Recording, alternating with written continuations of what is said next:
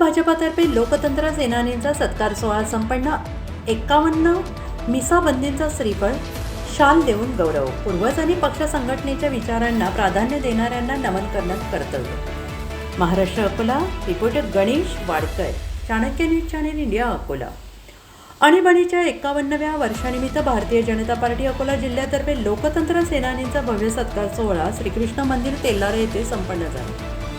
खासदार अनुप धोत्रे, आमदार रणधीर सावरकर, पालकमंत्री ॲडव्होकेट आकाश फुंडकर, आमदार प्रकाश भारसाकळे, आमदार हरीश पिंपळे, आमदार वसंत खंडेलवाल, जिल्हाध्यक्ष संतोष शिवरकर यांच्या प्रमुख उपस्थितीत तसेच जयंत मसने, विजय अग्रवाल यांच्या मार्गदर्शनात हा कार्यक्रम पार पडला.